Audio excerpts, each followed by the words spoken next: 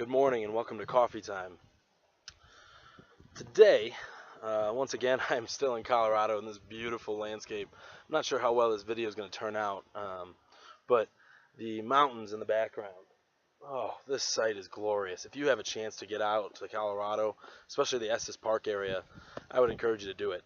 It's wonderful. And once again, I'm still at the Ravencrest Chalet. It's a wonderful place that has all these awesome old style buildings. They're all made of like rich dark wood, and there's also a little wind, so that might affect the video. But I wanted to make sure I got out here so I could show you guys. But I'll put the links in the description to where they're at. They also have a Bible college here, which can help prepare you for ministry and evangelism, especially in foreign countries. They are part of the Torchbearers, so I will also put a link to the Torchbearers website in there, and they have places all over the world.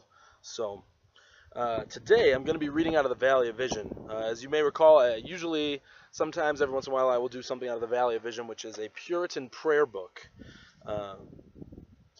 from prayers of the 1600s.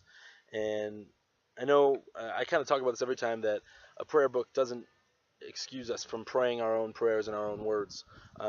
What I love about this is it helps us to focus our minds and focus our thoughts on just exactly what we should be praying for. And it has a lot of different topics and different things to look at, but one of the ones that I often read quite a bit, especially during prayer time, is called Requests. And so I'm going to read that one for you today. O God, may I never be a blot or a blank in life, 'cause the way of truth to be evil spoken of. Nope, that was wrong. Let me start again. I'm sorry. O God, may I never be a blot or a blank in life, cause the way of truth to be evil spoken of, or make my liberty an occasion to the flesh. May I by love serve others, and please my neighbor for his good to edification. May I attend to what is ornamental as well as essential in religion, pursuing things that are lovely and of good report. May I render my profession of the gospel not only impressive, but amiable and inviting. May I hold forth the way of Jesus with my temper as well as my tongue, with my life as well as my lips. May I say to all I meet, I am journeying towards the Lord's given place. Come with me for your good. May I be prepared for all the allotments of this short, changing, uncertain life, with a useful residence in it, a comfortable journey through it, a safe passage out of it.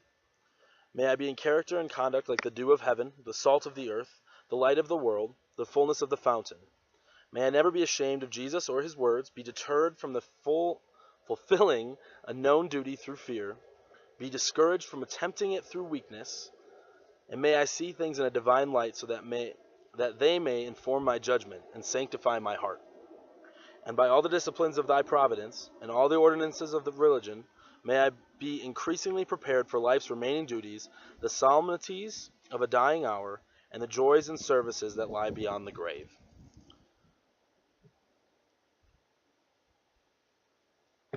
So as you can see, I struggled through this a little bit, and I still do, even though I read it quite a bit, because it was written in a different time period. But the words are true, and the words are good. And I'll tell you, when I read this, it helps me to focus on my mind what I'm actually praying for. Because when we pray, we should not be just rambling on of all these things we want. It's not a grocery list of prayers that we need. But in fact, it's a time of communion between you and your Father in heaven. And it's a time of recognition of your sinful nature, and recognition that apart from God, you could do no good. The other thing is it's a time to honor God and giving him glory for what he's done, especially in your own life, because ultimately it's a miracle that we're all here. And so reading this prayer helps me to remember just what I'm doing, not just sitting there and listing out all the things that I need or all the things that I want. God is not some proverbial Santa, but this prayer helps me to remember that at all times in my prayers, I'm looking to confess my sins. I'm looking to honor God for what he's done and for who he is, and bringing to him the things that are pertinent in my life. Prayers for others, prayers for myself, prayers for perseverance, prayers for healing, and also acknowledging the prayers that God has answered, whether yes, whether no, or even with silence, as silence is an answer.